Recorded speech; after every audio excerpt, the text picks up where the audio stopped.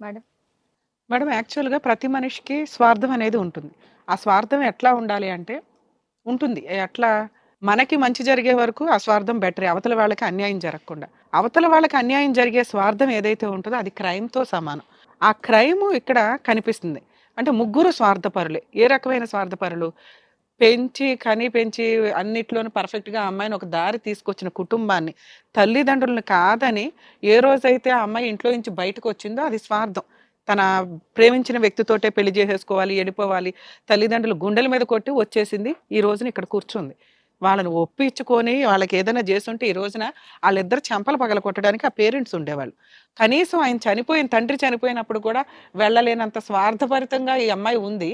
తనకి అవసరం ఏదైతే ఉందో దాన్ని హ్యాపీగా తను తెచ్చుకోవడం కోసమని ఇంత దూరం దిగజారిన వ్యక్తి ఈవిడ. సో, ఈవిడ స్వార్థం ఏదైతే ఉందో అది క్రైమ్‌లోకి రాకపోవచ్చు.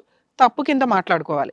ఎందుకంటే తల్లిదండ్రులు ఈవిడ మీద కేసేయలేరు. ఈవిడ మేజర్ కాబట్టి లవ్ మ్యారేజ్‌లని తల్లిదండ్రులు కాదనుకోని వెళ్ళిపోయిన వాళ్ళు ఏ రోజైనా ఇలా కూర్చోవాల్సిన పరిస్థితులే 99% ఉంటున్నాయి. ఎక్కడో 1% మెచ్యూర్డ్‌గా నిలబెట్టుకుంటున్నారేమో గాని. కాబట్టి ఎవరన్నా లవ్ మ్యారేజ్‌లు చేసుకోవాలనుకుంటే దయచేసి తల్లిదండ్రుల యాక్సెప్టెన్సీకి వాళ్ళు ఒప్పుకునేదాకా మీ వరకు మీరు కెరియర్‌లోనో, ఏదైనా జాబ్స్‌లోనో సెటిల్ అవ్వడానికి చూడండి. మీకు నచ్చని వ్యక్తుల్ని పెళ్లి చేసుకోవద్దు గానీ, వాళ్ళని కాదని యువతలకి రావద్దు. ఎందుకంటే మీ జీవితాలు సర్వనాశనం చేయాలని ఏ తల్లిదండ్రులు అనుకోరు. వాళ్ళని ఒప్పించేదాకా ఓపిక పడితే బెటరు. ఇలా అన్యాయం అయిపోకుండా ఉండడానికి. ఎందుకంటే ఈ రోజున ఆ అబ్బాయి కాలర్ పట్టుకొని మాట్లాడడానికి ఈ అమ్మాయికి కుటుంబ సభ్యులు ఉండి కూడా లేకుండా చేసుకుంది తన చేతులారా. ఆయన విషయానికొస్తే ఆయన స్వార్థపరుడు. ఎంత దారుణం అంటే ఇన్ మిమ్మల్ని నమ్ముకొని ఒక అమ్మాయి మీ దగ్గరకొస్తే నీ స్వార్థంతో యాక్చువల్‌గా బెస్ట్ ఫ్రెండ్స్ కామన్‌గా ఉంటారండి. ఈ రోజున బెస్ట్ ఫ్రెండ్స్ అంటే బెనిఫిట్స్ విత్ బెస్ట్ ఫ్రెండ్స్ అని ఏదో కామన్‌గా వెళ్ళిపోతున్నాయి గానీ, ఒకప్పుడు బెస్ట్ ఫ్రెండ్స్ అంటే ఎంత క్వాలిటీగా ఉంటారంటే ముందుగా వీళ్ళిద్దరికీ పెళ్లయింది కాబట్టి వీళ్ళిద్దరూ తల్లిదండ్రులతో సమానం ఆ అమ్మాయికి. ఆ అమ్మాయికి ఎనకాల బ్యాక్‌గ్రౌండ్‌లో ఎవ్వరు లేరు. ఆ పిల్లకి ఏదైనా మంచి సంబంధం చూసి పెళ్లి చేయాలన్నా ఈళ్ళకున్న ఏజ్‌కి వీళ్ళు గొప్ప వ్యక్తుల కిందే లెక్క. వీళ్ళు ఉండి ఆ అమ్మాయికి ఓ మంచి సంబంధం చూసి పెళ్లి చేయాల్సిన పాత్రలో ఉండి స్వార్థంగా ఒక కన్నేసిన వ్యక్తి అనమాట అతను. ఆ స్వార్థం ఎంత దారుణంగా ఉందంటే 2 ఇయర్స్ నుంచి అనేది ఫిజికల్ రిలేషన్ అండి. అంతకు ముందు నుంచే వాడికి కన్నుంది ఆ పిల్ల మీద. ఆ అమ్మాయికి ఎవరు లేరు కాబట్టి ఆ అమ్మాయి స్వార్థం గురించి తర్వాత మాట్లాడదాం. ఈయన విషయానికొస్తే రెగ్యులర్‌గా ఆ పిల్ల ఏ హాలిడేస్ వచ్చినా వీళ్ళింటికే వస్తది. ఈళ్ళింట్లోనే తిరిగిద్ది. ఆ పిల్లకి చీమ చిటుకు కన్నా షేర్ చేసుకుంటున్న ఒక వ్యక్తి, ఒక భయంకరమైన సహజంగా ఉన్న ఒక దేవుడులాంటి ఫ్రెండ్ అన్నట్లు. అన్ని షేర్ చేసుకుంటున్న అమ్మాయి, ఆ పిల్ల ఎంత మెచ్యూర్డ్‌గా ఉండాలి. ఈ అమ్మాయి కాపురం నిలబెట్టాలి అంటే అతనుకున్న అనుమానాలను క్లియర్ చేయాల్సిన వ్యక్తి ఆ అమ్మాయి. అలాంటిది వాళ్ళ ఇంట్లోకొచ్చి, వాళ్ళ ఇంట్లో తిండి తింటూ, వాళ్ళ ఇంట్లో ఉంటూ, మధ్యలో నీ హాలిడేస్ అన్నీ వీళ్ళింట్లోనే నడుస్తున్నాయిగా. ఆల్రెడీ మీ ఇద్దరు ట్రాప్ చేసుకుంటే ఎట్లాగా? నా ఫ్రెండు అనుకుని ఆ అమ్మాయి డోర్ తీసి పిలిచింది అంటే, తనకంటే ఎక్కువ ఇంపార్టెన్స్ నీకిచ్చినట్టు. ఇంకెవరిని ఒక స్త్రీ రానివ్వదమ్మా. ఎందుకు రానివ్వదో తెలుసా? ఎందుకు భర్త అనవసరంగా కన్నేస్తే తలనొప్పి అని. బెస్ట్ ఫ్రెండ్‌ని ఎందుకు రానిస్తారో తెలుసా? నమ్మకం. ఆ నమ్మకం పోయిందిక్కడ. నీ స్వార్థం ఎట్లా ఉందంటే, నా బ్యాక్‌గ్రౌండ్‌లో ఎవరు లేరు కాదు. నీ బ్యాక్‌గ్రౌండ్ వీళ్ళిద్దరే. వీళ్ళిద్దరూ నీ మంచి ఏదైతే కుటుంబం అంటున్నావో, అటువంటి కుటుంబాన్ని ఇవ్వాల్సిన వ్యక్తుల్ని నువ్వు మిస్‌యూజ్ చేసి, నిన్ను నమ్ముకున్న అమ్మాయికి వెన్నుపోటు పొడిచి చాలా దారుణమైన రిలేషన్‌కి, చాలా గొప్ప రిలేషన్‌కి దారుణమైన నమ్మక ద్రోహం చేసావు నువ్వు. ఇప్పుడు అసలైన అనాథ ఈ అమ్మాయి. ఇప్పుడు నువ్వు నిజంగా అనాథవి. ఎవరు లేరని అన్నావు చూడు. తల్లిదండ్రులు ఉండొచ్చు, ఉండకపోవచ్చు నన్ను. ఎందుకంటే పరిస్థితులు అట్లా ఉన్నాయి. కోవిడ్‌లో బోలెడుమంది ఎళ్ళిపోయారు. ప్రతి ఒక్కళ్ళలో 90% జనాలు కుటుంబంలో ఒకళ్ళు అనాథలవుతూ వచ్చారు. కోవిడ్ అంతమందికి అన్యాయం చేసింది. నువ్వేంట్రా బాబు అంటే, ఉన్న వాళ్ళని చంపుకున్నావేంటి తల్లి? బెస్ట్ ఫ్రెండ్స్ రిలేషన్‌ని డ్యామేజ్ చేసి పడేసావు. ఏమనుకుంటున్నారు మీ ఇద్దరు స్వార్థంతో నువ్వు చేసిన పనేంటో తెలుసా? ఆహా! ఇక నన్నేమి అనదు. నా బెస్ట్ ఫ్రెండ్ కదా! ఇవాళ కాకపోతే రేపైనా యాక్సెప్ట్ చేయకపోద్దా? వేరే ఆప్షన్ లేదు. ఆ పిల్లకి కూడా ఎనకాల ఎవడు మాట్లాడేవాళ్ళు లేరు కాబట్టి. ప్రెగ్నెన్సీ తెచ్చేసుకుంటే ఏమీ మాట్లాడదు. లీగల్‌గా వెళ్ళిపోతే ఆ అమ్మాయికే లాసు. ఎందుకంటే ఆయన నాకే ఓటేస్తున్నాడు కదా! నాతోనే ఉంటానంటాడు. నోరు మూసుకొని అడ్జస్ట్ అవుతది. అని నువ్వు స్వార్థంతో ఆలోచించింది నీ గొయ్య నువ్వు తవ్వుకున్నావు తల్లి. చాలా దారుణమైన క్యారెక్టర్‌లెస్‌తో సమానం. ఎవరైనా ఒకళ్ళని లవ్ చేస్తారు, మోసపోతారు. అలా లవ్ చేసి నువ్వు మోసపోయి ఇప్పుడు ప్రెగ్నెన్సీగా ఉంటే నిన్నిలా తీసుకెళ్ళి పోలీస్ స్టేషన్‌లో కేస్ ఫైల్ చేయిస్తే వాడు జైలుకెళ్ళేవాడు. కానీ నువ్వు ఈళ్ళింట్లోకి ఉండి అన్నీ తెలిసి ట్రాప్ చేసి నువ్వు కావాలని ఫిజికల్ రిలేషన్స్ పెట్టుకున్న విషయం. ఇలాంటి విషయంలో అతను నిన్ను మోసం చేసినా నువ్వు కేసేయడానికి లేదు. ప్రెగ్నెన్సీ వచ్చేసిందండి, నన్ను రేప్ చేశాడండి, నన్ను నమ్మి ఇచ్చాడండి, పెళ్లి చేసుకుంటానన్నాడండి, పోలీసులు నన్ను రక్షించండి అంటే ఎవడు రక్షించడు. ల్యాండ్ ఆర్డర్ అనేది అన్యాయం జరిగిన వాళ్ళకి కానీ అన్యాయం చేసిన వాళ్ళకి కాదు. మిస్యూజ్ చేసుకుంటానంటే కుదరదుగా. పో అవతల పో అంటారు. అప్పుడు మీరు తిట్టుకునేది ల్యాండ్ ఆర్డర్‌నే. అమ్మమ్మో! ఒక అబ్బాయి నన్ను మోసం చేసేస్తే నాకు కేసే తీసుకోలేదండి అని. ఏ రకంగా తీసుకుంటారు? నీకు వీళ్ళ స్టోరీ తెలీదా? వీళ్ళెవరో నీకు తెలీదా?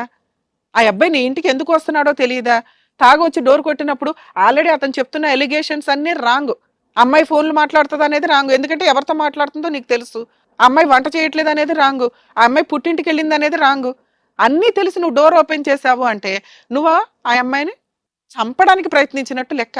ఆ పిల్లకి జీవితమే పోయిందంటే చచ్చిపోవడంతో సమానం. నమ్మి 7 ఏళ్ళు కాపురం చేయడం అంటే మామూలు విషయం కాదు ఈ రోజుల్లో. అలాంటి కుటుంబంలో నిప్పులు పోసావు నువ్వు. నీకేం న్యాయం చేయాలిక్కడ? లా అండ్ ఆర్డరే న్యాయం చేయదు. నేనెక్కడ చేసేది?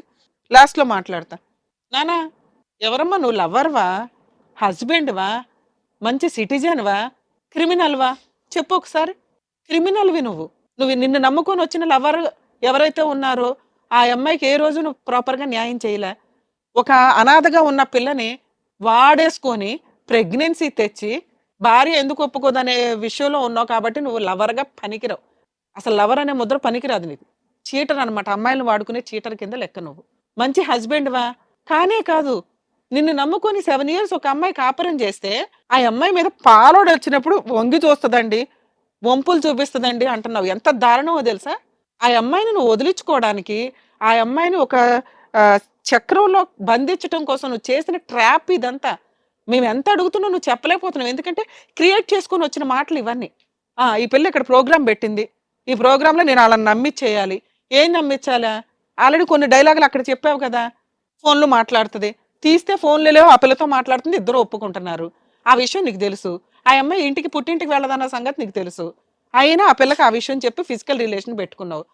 ఇక్కడ మాకేదో స్టోరీ చెప్పాలి కాబట్టి, ఆ పిల్లని హింసించాలి కాబట్టి, ఆ పిల్లని రోజు నువ్వు అన్నం వండట్లా, నీళ్లు పెట్టట్లా, నన్ను పట్టించుకోవట్లా. ఏం పట్టించుకోవాలి? ఇంట్లో పిల్లని పట్టించుకోవాలా? నిన్ను పట్టించుకోవాలా? ఆ అమ్మాయి అన్నీ చేస్తానని చెప్తుంది. నాకు భర్త తప్ప ఇంకెవరండి? నేను అతనికి కాకపోతే ఎవరో చేసుకుంటాను అంటుంది. అంత అంటుంటే మాకు తెలీదా? వండిద్దా వండదా ఆ పిల్ల ఇంట్లో? వండిద్ది మేడం. మరి ఎందుకు అబద్ధం చెప్పావు ఇక్కడ? ఆ పిల్లని ట్రాప్ చేయడం కోసం ఈ పిల్లని విలన్ చేస్తూ రోజు హింసించుకుంటూ కూర్చున్నావు. ఎందుకంటే మీరిద్దరు కలిపి ఆ ఇంట్లోకి రావాలి మళ్ళీ ఏదో రకంగా.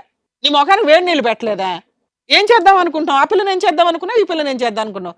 కాసేపేమో ఆ పిల్లని పెళ్లి చేసుకుంటానంటావు. ఇప్పుడేమో ఇద్దరు కావాలంటావు. 4 బీగితే ఇద్దరు వద్దంటావు. ఇక్కడ ఒక పిల్ల ఉంది, లీగల్ ప్రొసీడింగ్స్ మాట్లాడితే ఆ అమ్మాయి కేసు ఎందుకు వేయలేదో చెప్పా. అవునా? అవును మేడం. మీ ఆవిడకి తలుచుకుంటే ఎన్ని కేసులు వేస్తుందో తెలుసా? మీ ఇద్దరి మీద కేసు వేయడానికి మీ ఆవిడకి రైట్స్ ఉన్నాయి. మీ ఇద్దరు 7 ఇయర్స్ జైలుకి వెళ్తారు.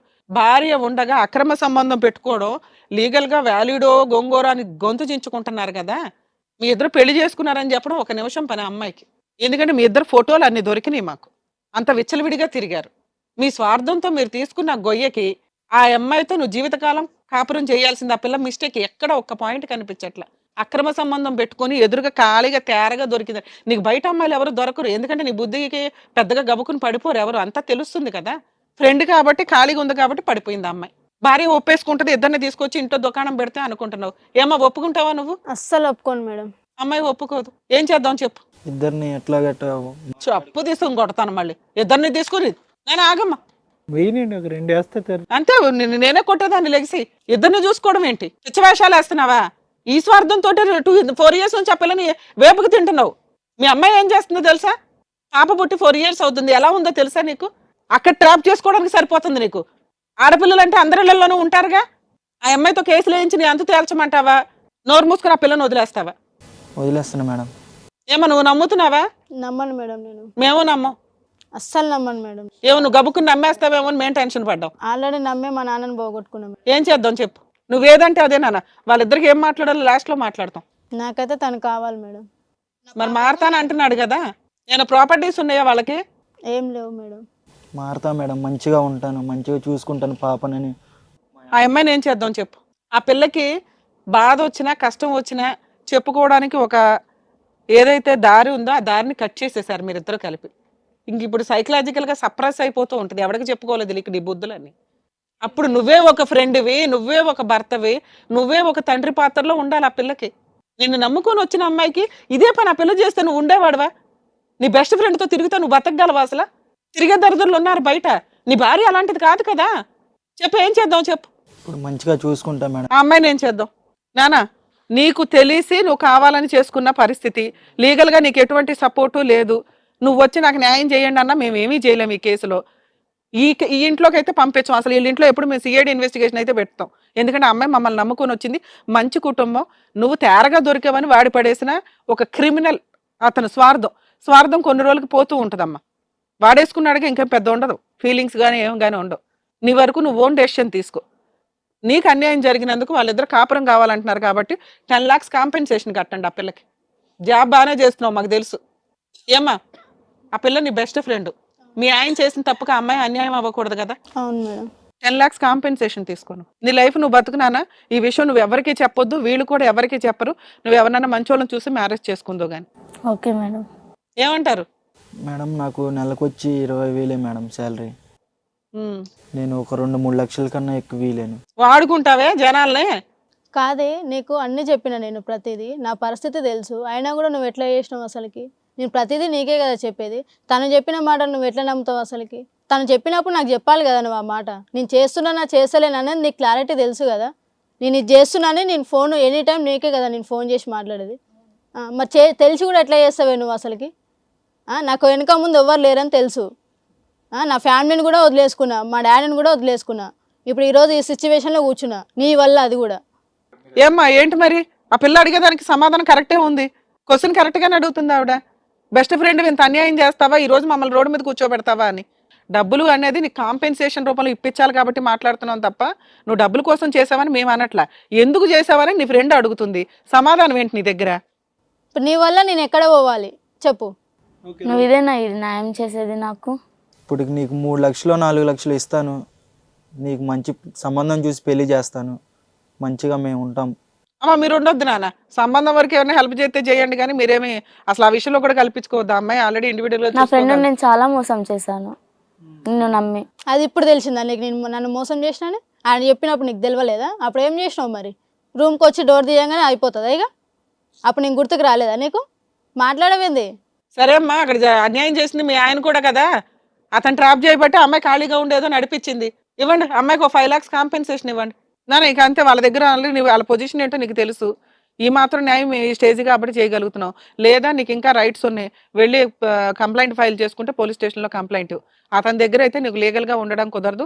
మీరు సీక్రెట్గా మ్యారేజ్ చేసుకుంటే అది బైగామీ కేసు, ఇంకా పెద్ద పనిష్మెంట్. ఇద్దరు 7 years జైలుకి వెళ్తారు. ఇక నీ లైఫ్ ఏంటో నీ గోయ నువ్వు తవ్వుకున్నావు కాబట్టి నువ్వు ఆలోచించుకొని డెసిషన్ తీసుకో. ఈ సెటిల్మెంట్ ఓకే అనుకుంటే 5 lakhs కాంపెన్సేషన్ ఇస్తారు, తీసుకో. అక్కడ బయట అగ్రిమెంట్ రాస్తారు, ఓకేనా? లేదంటే నువ్వు నచ్చకపోతే నువ్వు లీగల్గా వెళ్ళిపోనాను. అది విన్నావా? ఎలాగో పెళ్లి చేసుకోవడం అనేది కుదరదు కాబట్టి మేడం చెప్పిందన్నా వింటే అట్లీస్ట్ నెక్స్ట్ ఏంటనేదన్నా నువ్వు చూసుకోవచ్చు. బాబు ఇక ఈ అమ్మాయికి అన్యాయం చేస్తే మాత్రం ఈ అమ్మాయి వెనకాల మా టీం ఉంటుంది, గుర్తుపెట్టుకో.